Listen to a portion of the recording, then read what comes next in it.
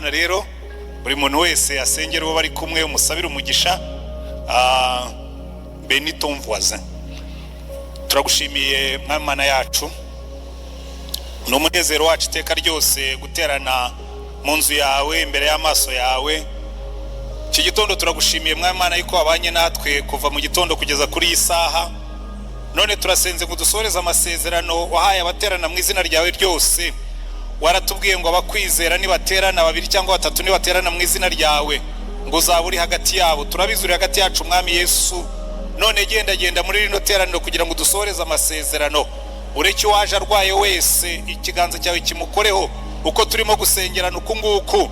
Yumva imbaraga z'umwuka wera zirimo kumumanukiramo, zimanukire mu ruhu, mu nyama, mu mitsi, mu maraso, mu magufwa, mu misokoro, kandi imbaraga zawe zikiza zimanukire kuri iri teraniro. Kandi mu izina rya mwami wacu Yesu Kristo turasengera baje baremerewe n'ibibazo bitandukanye, kuko mwami Yesu aratubwiye ngo tujye dusengerana, ngo dukomeze amavi atentebutse, ngo kandi dukomeze amaboko acitse intege. Reka imbaraga zawe zimanukira ahangaha kugira ngo buri muntu wese unaniwe mu mubiri, buri muntu wese unaniwe mu mutima, buri muntu wese wihebeshejwe n'ibibazo bimusumbye abonera ibyiringiro n'imbaraga muri wowe mwami Yesu. Kandi turasenga ngo imbaraga zawe zigenda ahantu mwami, kuko haratubwiye ngo umwuka wera naza ngo abantu bose bazemezwa ibyaha n'ibyo gukiranuka. Genda hagati muri twe mwuka wera kugira ngo buri muntu wese yumve icyo umwami wacu amushakaho, kandi imbaraga zawe zimanukira aha hantu, ukora ibitangaza n'ibimenyetso. Kandi buri muntu wese uri muri iri teraniro mwami Mana ahabwe umugisha. Tuvuze icyubahiro cyawe kuri iri teraniro, tuvuze ubwiza bwawe kuri iri teraniro, ducyashya imyuka y'abadayimoni y'uburyo bwose, duhejeje satani n'abakozi be b'uburyo bwose. Imbaraga zawe zonyine aba arizo zikora umurimo aha hantu, kandi ukora umurimo mwiza uwusohoze, icyubahiro cyawe kigaragara aha hantu, mu izina rya mwami wacu Yesu Kristo, amen, amen.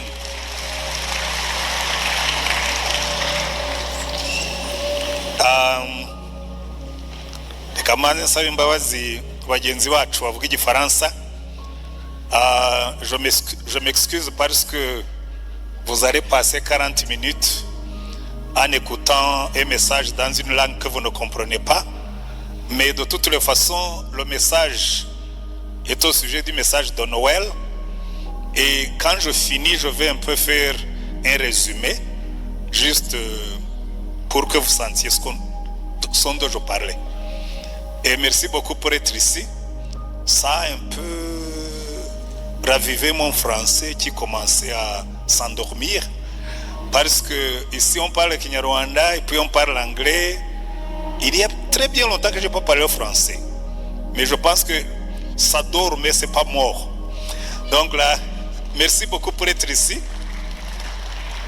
Et merci aussi pour la chanson que vous avez chantée. Il y avait presque 50 ans que je n'avais pas chanté cette chanson. Seigneur, Seigneur, nous arrivons des quatre coins de l'horizon, nous voilà chez toi. On chantait ça très longtemps quand j'étais jeune. C'est pas une vieille chanson, mais c'est une bonne chanson. Abatumva igifaransa nyine ubwo mwihangane, ntabwo ari mwe nabwiraga. So tugarutse mu Kinyarwanda, nari ndimo kubwira bariya ko ngiye kwigisha iminota 40 mu rurimi batumva, kandi nabashimiraga ko baturimbiye indirimbo nziza.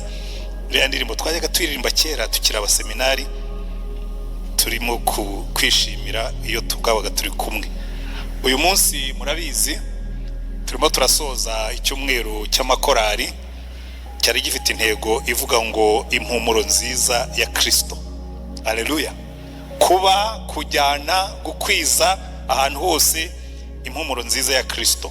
Ariko ntabwo ariyo nyigisho, kandi abatarashoboye kuhaba muri iki cyumweru cyose wenda kubera imirimo cyangwa kubera ingendo cyangwa kubera kutabimenya, n'ubundi hari konseri y'amakorari isoza icyo cyumweru uyu munsi nyuma ya saa sita. Ngira ngo turaba turi hamwe na senior pastor abahari, ariko nanjye ndaba mpari.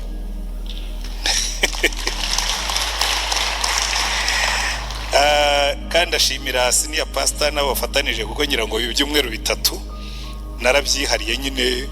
Cyumweru gishize n'igihe wari uri hano, iki kibanziriza n'igihe wari uri hano, aka gatuti narongeye ndakisubiza. Ariko muhumure ubu mwaka utaha nutangira nzongera nkasubize bene ko nsubire mu kiruhuko cy'izabukuru. So uyu munsi ubutumwa dufite natinze kubera ko mwabibonye yuko turimo turakora twihuta kubera gahunda ndende. Ubutumwa dufite navuze ngo dusubiza dute, twakira dute ubutumwa bwiza bwa Noheli. Hanyuma n'abantu bakora kuri kamera hari igihe bashyiraho message ukavuga ngo ubu ninde wajya gushaka iyi message ko idafite ikirimo kumubwira. Uwandika titre ashyireho ngo twakira dute ubutumwa bwiza bwa Noheli, kuko icyo gihe nibura bituma umuntu yibaza ngo ariko wamugani twakira dute ubutumwa bwiza bwa Noheli. Nawe bivuze ngo abamarayika bashimangira ubutumwa bwa Noheli bumva ari byakuri. Twakira dute ubutumwa bwiza bwa Noheli. Musubire hariya muri Luka ibice 2 kuva ku murongo wa 8 kugeza ku wa 20, hanyuma dufatanye aya magambo. Luka ibice 2 umurongo wa 8 kugeza ku wa 20. Murabizi murambi basubiriramo hano kenshi iyo wibajije ngo ubutumwa bwiza bwa Noheli, iyo bavuze Noheli we wumva iki? Kuko abantu benshi Noheli icyo abantu benshi bafite mu mutwe n'ubu ngubu ndamya ntashidikanya, icyo abantu benshi bafite mu mutwe ni ukurya.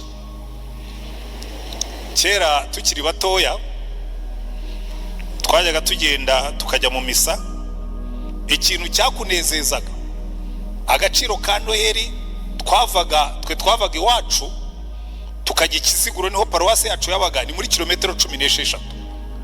Izo kilometero 16 ntabwo umuntu zamuvunaga kujyayo, kuko yabaga azi ko mu kugaruka araza kuza anywa Noheli, arya Noheli, arinda agere mu rugo ibondo rimeze nk'irya Nyamaturi. Kuko nta muntu n'umwe, ariko buriya muzi ko abantu bagiye bakura baba ingundirizi, nta muntu n'umwe wimanaga Noheli. Wanyuraga ahantu ugahagarara ku irembo uti nta Noheli mufite, kandi batakuzi bati ngwino tuguye, ukagenda bakagukubita uruho rw'ikigage ukagishyira mu ibondo ugakomeza urugendo. Wagera handi uti nta Noheli mufite, bakaguhereza ikigori ukakiguguna, warangiza ugakomeza urugendo. Wagera handi uti nta Noheli mufite, ugasanga bokeje inyama bakaguha ugateramo, ukaza gutaha ufite uruvangavange rwa Noheli mu nda, igizwe n'ibigage, igizwe n'ibigori, igizwe n'inyama, igizwe n'ibirayi, igizwe n'ibintu byose. Ese ubundi Noheli ni ibyo ngibyo? Muri kino gihe hari ibintu twebwe tutajyaga tubona. Nta birugu byabaga muri Noheli wacu mu cyaro. Biriya biti nabisanze mu mujyi, usanga bifite n'amatara. None n'umujyi nawo watatse amatara, na za hoteli zigashyiraho amatara, n'amabiro agashyiraho amatara. Ese Noheli ni business yo gucana amatara no gutaka ibirugo? Kuko abantu benshi naho ngaho bigarukira. Mpamya ntashidikanya ko ngiye nkabaza abantu bataka umujyi, se niba ari umujyi wa Kigali ushyiraho amatara, niba ari abantu bikora ku giti cyabo. Ariko haraho nagiye mbona nkabona private companies zafashe nk'akarompwe ziragataka zishyiramo n'izina ryabo. Ese Noheli ni igihe cyo kwamamaza ibikorwa by'ibigo byikorera? Noheli ni iki? Ubutumwa bwa Noheli ni ubuhe? Kuko witegereje neza Noheli yahindutse business. Ubu ngubu abateka amaresitora, inkoko za gatoyi barazigura ku bwinshi. Utaraguze inkoko ya Noheli bikaba bigejeje ku cyumweru utarayibona, ejo nujya ku isoko ndakurahiye inkoko uzayigura biguhenze, aho kugira ngo uyirire mu rugo. Nakugira inama yo kujya kuyirya muri resitora, kuko bamaze kuzigura. N'ihene zaragiye, uzasanga ihene yaguraga 40,000 ubiragura 80. Kubera iki? Noheli wabaye umunsi wo kurya. Ese Noheli wari umunsi wo kurya? Abandi ubu ngubu kuri Noheli ushaka hotel room, icyumba cya hoteli ku Gisenyi, ku Kibuye, ndakurahiye ntacyo ushobora kubona. Ese Noheli ni ukujya kwisanzura muri hoteli? Ndagira ngo mubitekerezeho. Kuri wowe ubutumwa bwiza bwa Noheli ni ubuhe? Iyo umuntu avuze ngo tugiye muri Noheli wumva iki? reka mbereke muri Bibiliya icyo bishaka kuvuga. Icya mbere kigomba kutubera isomo rikomeye cyane, ubutumwa bwa Noheli ntabwo ari ubw'abacuruzi, ubutumwa bwa Noheli ntabwo ari ubw'amakampanies. Ubutumwa bwa Noheli bwatangiye bwa mbere umumarayika amanuka mu ijuru asanga bungeri, arababwira ngo mbazaniye ubutumwa bwiza, uyu munsi umukiza yabavukiye. Haleluya. Ariko muzitegereze ubwo butumwa bwa Noheli bw'umukiza yabavukiye bwarangiritse, bwaratokowe, ku buryo kuri Noheli niwo munsi abantu benshi basinda kuruta iyindi minsi yose. Ubu nuwanjyana nkinjira iwanyu mu mbere, bamwe divayi za Noheli zamaze kugera mu nzu, wisiki za Noheli niba zitaraza ziri mu nzira, kuko kuri Noheli abantu benshi niwo munsi wo kunywa no gusinda. Kuri Noheli muzitegereze ubu polisi ntizasinzira, kandi icyatumye Yesu avuka no kugira ngo n'abapolisi basinzire, kuko ibyaha bizaba byagabanutse yaducunguye ibyaha byacu. Ariko iyo Noheli yegereje, za rikometere zose barazitunganya, abapolisi bose n'uwari muri konje bakamugarura, bakaza kuturinda gukora ibyaha umunsi umwami wacu yavutse ngo aducungure mu byaha byacu. Ubutumwa bwiza bwa Noheli ni ubwo ngubwo. Ubundi kuri Noheli abapolisi bagombye kuruhuka, kuko nibura buri muntu wese yibutse yuko kuri Noheli Yesu yavutse, marayika akavuga ngo mbazaniye ubutumwa bwiza bw'uko umucunguzi yabavukiye. Akibuka yuko marayika yaje akabwira Mariya ngo umwana uzabyara muzamwite Yesu, kuko ari uzakiza abantu be ibyaha byabo. Ngo kandi ibyo byagira ngo bisohoze amagambo y'umuhanuzi avuga ngo azitwa Emmanuel, Imana iri kumwe natwe. Ukora utagisida, Imana iri kumwe nawe kandi uyitewe no gusinda. Urwana ute kuri Noheli kandi Yesu yaraje ngo dukizwe ibyaha byacu? Ubutumwa bwiza bwa Noheli, marayika arababwira ngo icyo nicyo kintu cya mbere, ni ubutumwa bwavuye mu ijuru. Ntibwanazanwa n'ubonetse wese, bizanwa na marayika. Araza aravuga ati mbazaniye ubutumwa. Buriya muzitegereze, burya agaciro k'ubutumwa icya mbere gaterwa n'uwabutanze. Ntabwo ubutumwa bwiza bwa Noheli bwavuye mu kiliziya, mu rusengero, bwavuye mu ijuru. Uwatanze ubwo butumwa niwe wagombye gutuma natwe tubwitaho, ko ntabwo ari ubutumwa bwavuye ku isi, ni ubutumwa bwavuye ku mwami w'ijuru n'isi. Murambwira abantu nkababwira ngo burya muzumve message ziratandukana. Iteka rya perezida wa repubulika n'iteka rya minisitiri bigira agaciro gatandukanye. Iyo bakubwiye ngo perezida w'igihugu yavuze, ubundi uri umuntu wiyubaha unubaha, ntacyo wagombye kongeraho ku byo yavuze, kuko icyo gihe igihugu kiba cyavuze. Haleluya. Iyo perezida ahagaze kuri microphone akavuga, ubwo igihugu kiba cyavuze, kuko inyuma ye hahagaze abaturage bamutoye.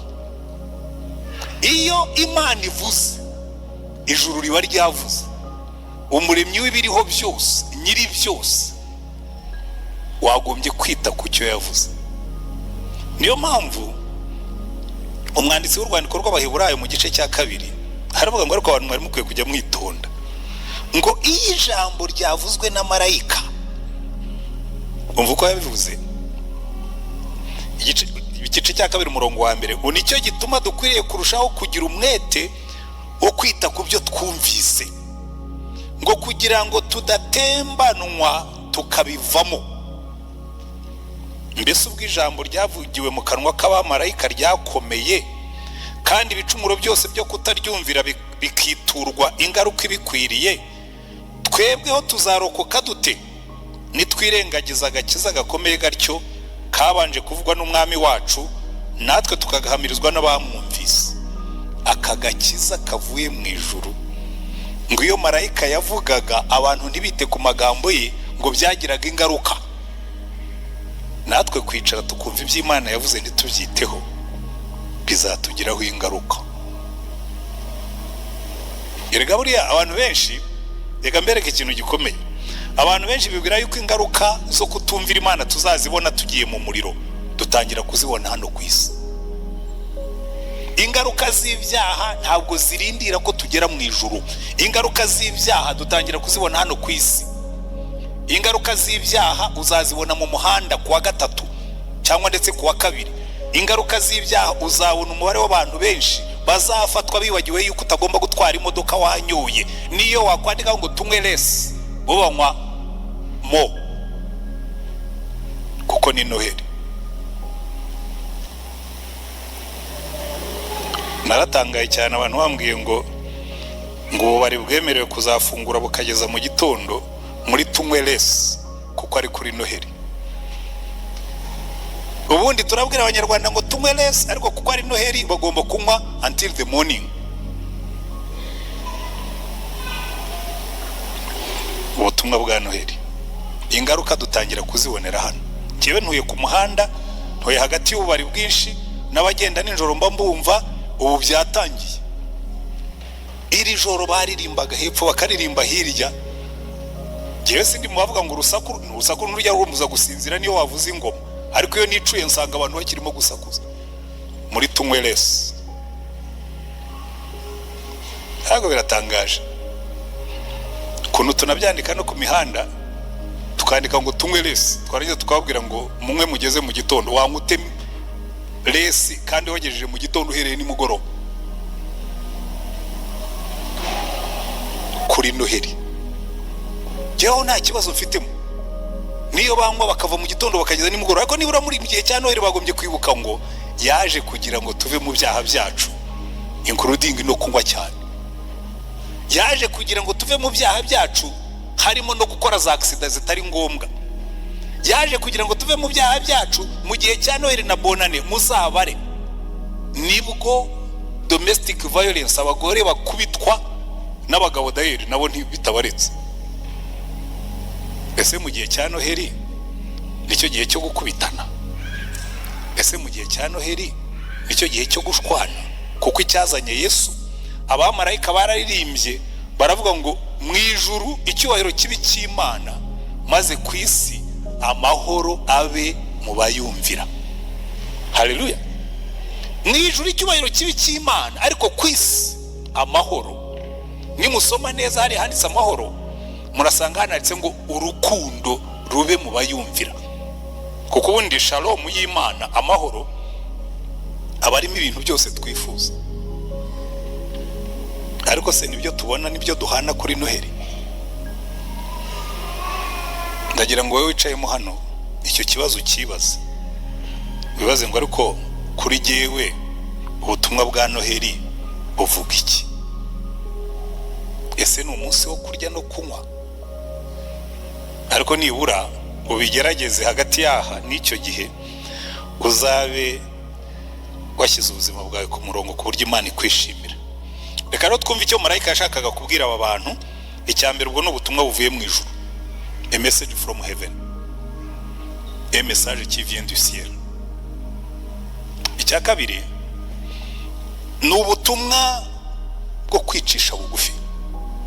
Kuko marayika nubwo ubutumwa bwazanywe n'umuntu ukomeye, nako si n'umuntu, marayika si umuntu, nubwo bwazanywe n'ikiremwa gikomeye cyitwa marayika uvuye mu ijuru, yarababwiye ngo ndababwira ubutumwa bwiza bw'umunezero mwinshi uzaba mu bantu, kuko uyu munsi umukiza yabavukiye mu murwa wa Dawidi, uzaba Kristo umwami. Aha hantu yavukiye i Nazareti. Bigeze kubwira witwa Natanayeli, Filipo aramubwira ati twabonye Mesiya. Ati ninde? Ati ni Yesu w'i Nazareti. Atumva ati hari cyiza cya Nazareti? Aho ngaho bavugaga ngo nta cyiza cya Nazareti. Aho ngaho hahandi out of nowhere, aho ngaho hahandi hatazwi hatavugwa, aho niho Yesu yavukiye, mu buca bugufi, mu bugwaneza. Banarangije arababwira ngo ikiza kubibereka 12 nuko muri busange umwana w'uruhinja yoroshywe imyenda y'impinja aryamishijwe mu muvure w'inka. Umwami uryamye mu muvure w'inka, aho se niho twashakira umwami? umwami wavukiye ahantu hatazwi, umwami wavukiye mu muryango utazwi. Ariko ubu butumwa bwo guca bugufi, ubu butumwa bworoheje, Yesu Imana yabikoze ibishaka kugira ngo ibereke yuko, kugira ngo itwereke yuko ubu butumwa ni ubwa twese. Buriya nyashima Imana ko Yesu yavukiye mu kiraro cy'inka, kubera ko iyo avukira mu gipangu abambere Imana yamutumyeho ntibari kumubona. Uratekereza rero umwana yavukiye mu gipangu ahantu nko kwa Herode, ahantu nko kwa Kanaka ukomeye, hanyuma akabona abashumba barizanye n'impumuro y'amaganga n'amase, kuko babasanze bibereye. Ntabwo batubwira ko babanje kujya kwitunganya no kwiyogoshesha no kugira ngo ya bari bibereye mu nka, mu ntama, nako nta nubwo zari n'inka, bari bibereye mu ntama zabo. Kandi burya abantu baba mu ntama cyangwa mu nka bahumura nkazo. Umuntu waragiye inka arabizi, iyo wakutse amase ukirirwa mu nku zishito bigira impumuro yabyo yihariye. Noneho ntuzaragira ingurube, zo ni special. Ibyo mvuga ndabizi, kigo nizemo twari dufite ingurube, ikipe yakoraga mu ngurube mu gitondo, twavagayo tugakaraba, ariko bakoze mu ngurube iyo binjiraga mu ishuri uramenyaga ko ikipe yakoze mu ngurube yinjiye, ko buri nyamaswa yose humura ukwayo. Wenda kumbwira ngo abashumba bavuye mu ntama bari kuza bakaza kuramya umwami wavukiye mu gipangu, komanga ku muryango bati muri bande, bati turi abashumba, murava he murajyayo, bati tuje kuramya umwana wavutse, bati ariko turimo turamurinda tetanosi n'izindi za mikorobe zose zishobora kuba zivuye hirya iyo mu nka no mu ntama. Yesu yavukiye ahantu horoheje kugira ngo buri muntu wese ashobore kumwisangamo, yavukiye ahantu horoheje kugira ngo buri muntu wese ashobore kumwisangaho. Niyo mpamvu ubu butumwa bwa Noheli, niba udashobora no kubona amafaranga yo kugura inkoko, ugende wirira ibirayi byawe cyangwa ibijumba byawe niba wabibonye, cyangwa ujye kubivumba ku baturanyi. Ndizera yuko tuzongera tukajya dutanga Noheli. Umuntu yavuga ati nta Noheli mufite aho ngaho, ati ngwino twari ikiro cy'ibirayi nawe ujye kureba ko warya. Ariko mwazaritse ibyo tukajya tubikora, tukabwira abantu kuri Noheli ngo hari umunsi uzajya anyura hano wese azajya twara ikiro cy'ibirayi cyangwa igice inusu y'inyama. Ariko irobo ry'inyama inyama yazaga isigaye. Ariko iyo nababwiraga, niba udashobora no kubona ibyo ngibyo, genda wiyicarire iwawe urya ibyo ufite, kuko ubutumwa bwa Noheli si ukurya. Na buri wese ashobora kwizihiza Noheli adafite n'ibyo nyuko, kuko Yesu yavukiye ahantu horoheje ngo n'aboroheje bashobore kumugeraho. Haleluya. Icya kabiri, cya gatatu nako, ubutumwa bwiza bwa Noheli ni ubutumwa bw'ibyiringiro. Yarababwiye ngo uyu munsi umukiza yabavukiye mu murwa wa Dawidi, uzaba Kristo, uzabasohoreza amasezerano. Murabizi muri kino gihe isi irihebye pe, ahantu hose ugiye, nusoma mu binyamakuru, nusoma ahantu hose, message y'isi duha niyo ubwihebe. Bagenda bakakubwira bati, naganiraga n'abantu banga, twari turi mu modoka tuvuye ahantu mu kazi, twari hamwe n'abantu b'urubyiruko n'abandi, ndabwira ngo se ibi bintu bavuga ngo urubyiruko rurihebye, murihebye koko? Bati pastor terega mwebwe nuko mukuze ntimubizi, ati urubyiruko rurihebye. Biheba bate bafite Yesu? Baterega benshi ntibamufite. Ntabwo nabyumvise ngo muri kino gihe ngo agahinda gasaze ngo kariyongereye, ngo no mu ngo kariyongereye. Ariko byo umenya bifite ishingiro, kuko mfite umuhungu wanjye umwe ni umwavoka, ubu ngubu noneho yarabirahiriye. Ubwo nyine nivuga ko ari umwavoka sinzajya mba mbeshye. Yambwiraga ati dadi, ati twanyuze ahantu mu rukiko rumwe, ati kuri kesi 11 zari zihari, ati navuze ngo ndaza kubikubwira, ati 9 muri zo ni divorce mu gihe cya Noheli. 9 cases on 11 in 9 kuri 11 n'abagabo n'abagore barimo gutandukana bizihiza Noheli. Agahinda gasaze, umubabaro w'umurengera. Icyazanye Yesu ni icyo ngicyo, ngo azaza abakiza ibyaha byabo, azaza abasohoreza amasezerano mu ijuru, icyubahiro cyewe cy'Imana ku isi. Amahoro, speak peace, amahoro kuri buri wese, amahoro mu ngo, amahoro mu nzira ugenda, amahoro mu mutima wawe. Ariko dore ikintu bishaka kuvuga, niba Imana itarimanye umwana wayo, niki itazaguhana hamwe nawe? Haleluya. Niba wabyutse mu gitondo ukaba uri muzima uhumeka, ujye ugumana ibyiringiro uvuge ngo iyi Mana yanshyize ku isi no kubaho kwanjye izabyitaho. Kuki wacika intege ukageza naho wiyahura? Wiyahurira iki? Ikintu giye kimbabaza, hari ibintu bibiri bimbabaza muri ibyo ngibyo. Abantu bagerageza kwiyahura akenshi basigarana ubumuga ntibanapfe. Icya kabiri, abantu bagerageza kwiyahura baranabihanirwa. Abarize umuntu ariyahura mukabimuhanira. Sinkabari abantu bazasinda kuri Noheli. Bazahano. Ariko benshi buryo ugiye ukahoza ari hose, mwasinze mute kuri Noheli? Ati nari nihebye. Ukabona umwana w'umukobwa mwiza yihebye, ukabona umugore mwiza yihebye, ukabona umusore mwiza yihebye. Iyo atiyahuje urumogi yahuza inzoga, iyo atiyahuje ibyo yahuza umugozi, ariko bariyahura. Kandi Yesu yaraje ngo tuve mu bwihebe. Ubwo nibwo butumwa bwa Noheli. Ntuziyahure, Yesu yaragupfiriye. Ntuziyahure, Yesu yarakuvukiye. Yaje ngo abe Kristo, akwibutse ko Imana igufitiye amasezerano, Imana igushyira ku isi.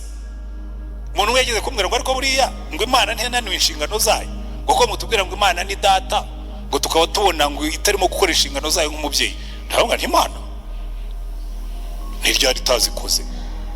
Ubuse wabyutse uhumeka umwuka waguze, inshingano zayo yazikoze. Ahubwo dore ikibazo aho kiba, twebwe Imana turayita. Twaricaye turaganira ngo ati buri bintu Imana itarataye inshingano. Ndavuga ntoya, ahubwo reka nkubwire uko byagenze. Twebwe twabaye abana b'ibirara tugikura yayo, ko nuyigumaho. Reka mbwira abajya biheba, nuniheba uzakore nka Eliya. Buri Eliya ndamukunda cyane. Eliya yabonye ibintu byamukomeranye. Jezebeli yavuze ati ejo saa 3 ubuzima bw'abahanuzi banjye wishe, ubwawe nzabuhanya n'ubwabo. Eliya arabireba aravuga ati sasa byakomeye. Ariheba. Ariko yihebye ngo afata urugendo agihore ku musozi w'Imana, asanga Imana niho mutegerereje. Arabanza yicara munsi y'igiti cy'umurotemu kuko yari ananiwe. Marayika aramusanga aramubwira ati Eliya kanga ukurye. Ngo yari afitaga ibiryo yatetse ku makara ngo n'agacuma k'amazi. Eliya yarabyutse arabirya, arangije amazi arayanywa, habe no gushima Imana arasinzira. Marayika aravuga ati sawa, ubwo urimo kugarukamo imbaraga ihanganeho gato. Ngo abyutse Marayika aramubwira ati Eliya urugendo ruracyari rurerure, ongera urye. Ararya ngo abona imbaraga, ngo agenda iminsi 40 agera i Horebu. Asanga Imana yicayeyo. Uzi burya Imana ukuntu igira neza, iramubaza ngo Eliya urakora iki hano? Urakora iki hano mu buvumo? Urakora iki hano mu gahinda? Urakora iki hano mu bwihebe? Urakora iki hano? Ati nagize ishyaka ry'umurimo wawe, bisha abahanuzi bawe, nigiye usigaye, none nanjye barangenza ngo banyice. Ati subiza iyo wavuye, nzaba ndi kumwe nawe. Simple. Ntabwo Imana yari yisheje Jezebeli wamuhigaga, ntabwo yamubwiye ngo ndica Ahabu wamuhigaga, yaramubwiye ngo we subiza iyo wavuye, ugende wimike Elisa mwene Shafati wa Berimehora, abo muhanuzi mu cyimbo cyawe, wagira ngo bamwambuye akazi. Ugende ujye i Damasiko wimike Hazayeli umwami wawe, ujye Samariya wimikeyeho. Abo Hazayeli atazicayeho azabagukiza, abo yeho atazagukiza Elisa azabagukiza, hanyuma asubira mu kazi. Elisa yasubiye, Eliya nako yasubiye. Ntabwo yarahawe ibiryo, ntabwo bari bakuyeho icyamuteraga ubwoba, icyo Imana yamuhaye. Yamubwiye ngo nzaba ndi kumwe nawe, subirayo. Haleluya.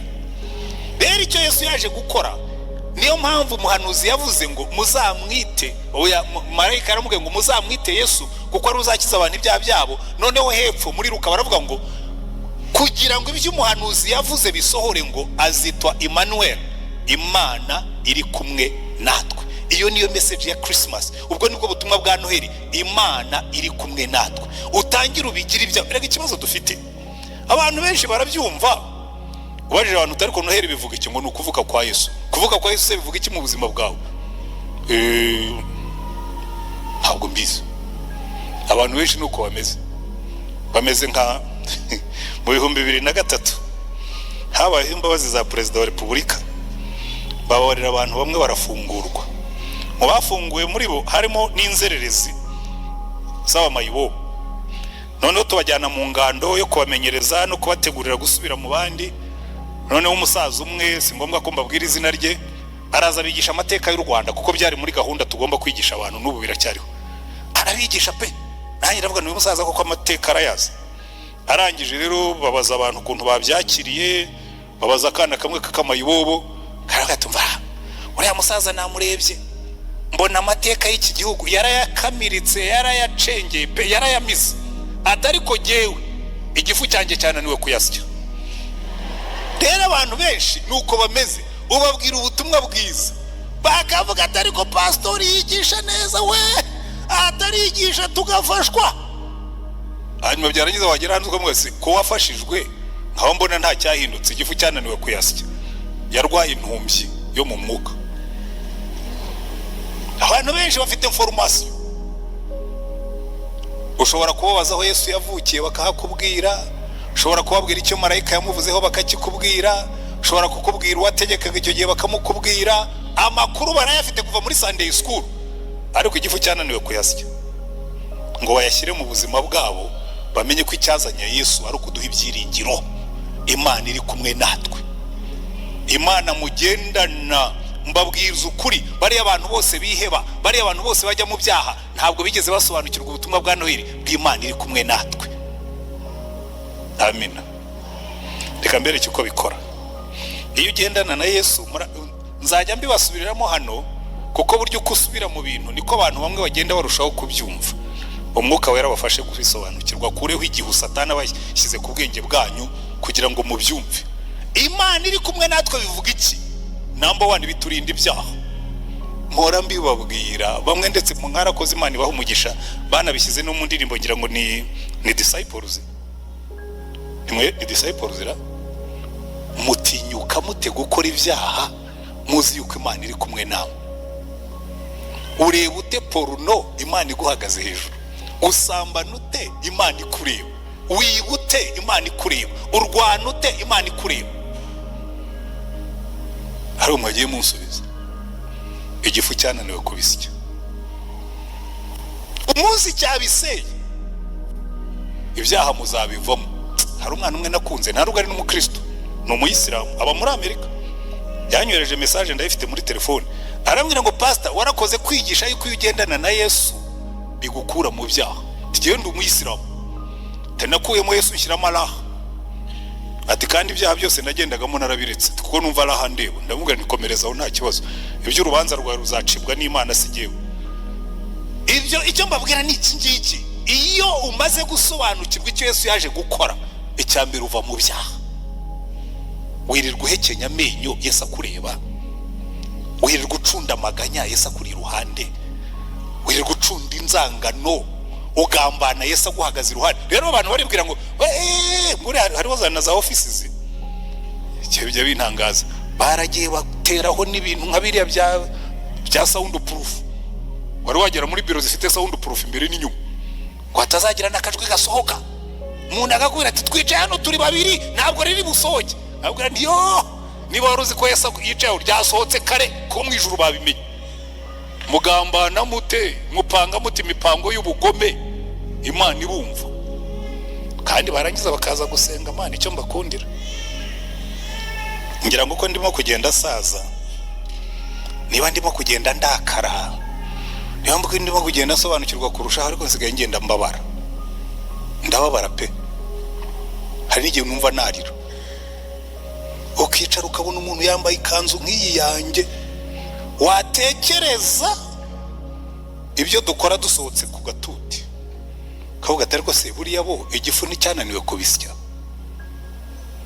Umuntu ukorera umwami w'abami, wamupfiriye anavuga akamubwira abandi atinyuka ate,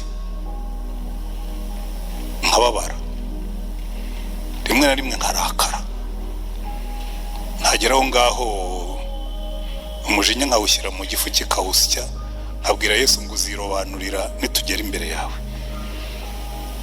Ariko Imana ibafashe kubyumva. Azaba Emmanuel. Iyo ni message ya Christmas. Imana yaje kubana natwe. Icya kabiri agomba kudukiza muri Emmanuel, iyo ugendana n'Imana. Icyo nkundira umwami wacu. Haleluya.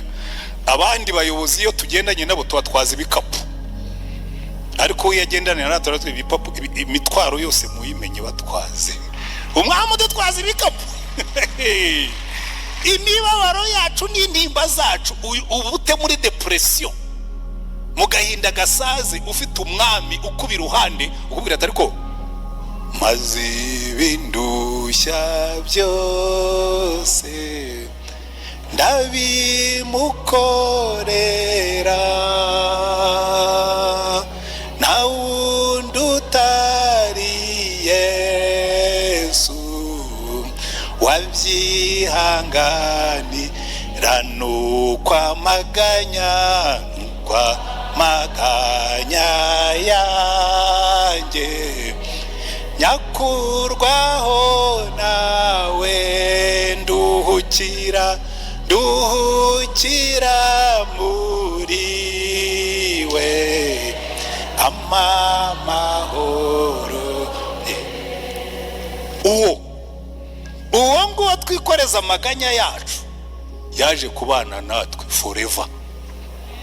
Uhangayika ute, wiheba ute, wiyahura ute, kandi uwo nguwo kuri iruhande akabwira ati rwose ko naje ngo umyikoreza amaganya yawe wayampaye.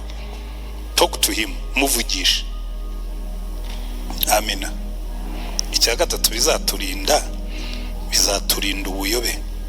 ubuyobe. Muri ino minsi abantu benshi bari mu buyobe. Hari igihe njye ntangazwa n'abahanuzi. Umuntu aricara agahanura ibintu Imana itamubwiye kandi nyirabyo amuteze amatwi, ahubwo ariko muzakubitwa nigaramiye nka wa musinzi. Ku mugabo umwe yaranyoye arasinda yikubita hasi, abwira abasigaye bicaye ku meza aravuga ati kandi ziraza kubahirika nigaramiye. Abantu uricara ukabeshya Imana ikumva. Biturinda gukora ibyo tutagomba gukora no kwigisha ibyo tutagomba kwigisha, kuko umwami ari hafi yacu. Hari ibyo ntazavuga kuko ntatinyuka kubivuga nyumva. Hari ibyo ntazareba kuko ntatinyuka kubireba ndeba. Hari ibyo ntazatekereza kuko n'ibitekerezo byanjye arabisoma. Kugendana n'uyu mwami biduhesha ubuzima bwiza. Hanyuma turabigenza dute rero? Reka turebe icyitegererezo kuri aba bashumba hanyuma nsoze. Icyo nkundira aba bashumba, ubutumwa barabwumvise kandi bari bafite akazi, bari baragiye intama. Baravuga ati ubu butumwa turabwihererana, ngo bajya inama, sinzi uwo basigiye intama. Bagomba kuba barabwiye bagenzi babo, baravuga ati mureke twitoremo bamwe basigarana intama, twe tujye kureba biriya bintu marayika yatubwiye. We do something about it. Reka tugire icyo tubikoraho. Ntabwo wagombye kumva ubutumwa bwa Noheli ngo urekere aho ngaho, wagombye kugira icyo ubikoraho. Gira icyo ubikoraho. Ariko bo barahagurutse bajya kumureba, ngo bagezeyo basanga bimeze nk'uko marayika yababwiye. Amen. Icyo ni icyambere. Ese ko wabyumvise hari icyo ugiye kubikoraho? Ese ko ubutumwa wabwumvise hari icyo ugiye kubukoresha? Hanyuma icyanyuma barangije baratubwira ngo babibonye babatekerereza iby'uwo mwana nk'uko babibwiwe. They spread the message. Bakwiza ubwo butumwa bwiza, bagenda babubwira abantu. Barababwira ati twebwe twabonye Kristo yavutse, marayika yabitubwiye, ariko natwe twamwiboneye n'amaso yacu. Babibwira abantu. Iyo wabonye Yesu, reka n'abandi babimenye. Amen. Iyo wabonye Yesu, genda n'abandi babimenye, ubabwire yuko wamubonye. Hanyuma icya gatatu bakoze, umurongo wa 20, basubirayo bahimbaza bashima Imana ku byo wumvise byose no ku byo wabonye nk'uko babibwiwe. Ubuzima buramya Imana. Iyo umaze kumenya iby'Imana yagukoreye, iyo umaze kumenya uko Kristo yaciye bugufi ku bwawe, iyo umaze kumenya yuko akuba hafi kandi ukabibona. Nge nkundi y'abantu baje hano gushima, nubwo igihe kitubana gitoya, wenda tuzagabanya umubare w'abashima, he gushima 5 cyangwa 6, ariko nibura buri cyumweru tujye tugira abantu babwira batwibutsa ko Imana igira neza. Aba bamarayika basubiyeyo ngo bahimbaza Imana kandi bashima. Ubwo ni ubuzima bw'abahuye na Yesu. Iyo wahuye na Yesu, hari igihe wicara ugasubiza amaso inyuma ukavuga ngo va mwami Yesu, hari impamvu zo kugushima. Amina. Hari impamvu zo kugushima. Reka twicare hano gatoya tugiye gusenga. Buri muntu wese yitekerezeho, wibaze ngo ariko nta mpamvu nibura imwe mfite yo kumushima. Niba nta niyo ufite mu bifatika, ko nabonye abantu bakunda gushima mu bifatika. Bagashima kuko babonye akazi, bagashima kuko babyaye, bagashima kuko babonye promotion, bagashima kuko bubatse inzu. Ariko hari n'icyo wagombye gushimira n'ibyo bitabaho. Shimira Imana ko Yesu yagupfiriye, kuko icyo cyonyine kirahagije ngo kiguhe garanti ko n'ibyo bindi nabyo azabyongeraho.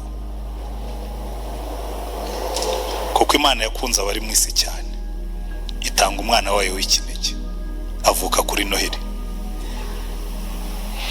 Dusenge Imana.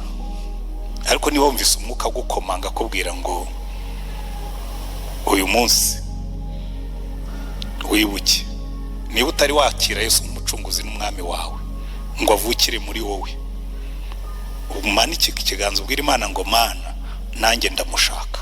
Tugusengera Imana. Niba kandi mwagendanaga muri no minsi ukavuga utumva yajyaga arenga ihinguka, ariko iyi Noheli irambera igihe cyo kongera ngo avukire muri jewe. Wasize ubwiza warufite mu ijuru ubwo wazaga mu isi Yesu, no mwivuka ryawe nta hantu hariho hagutunganiye mwami. Ngwinuze mu mutima wanjye, umbemo ndabikwemereye. Ngwinutahe mu mutima wanjye, wibonere ho ku.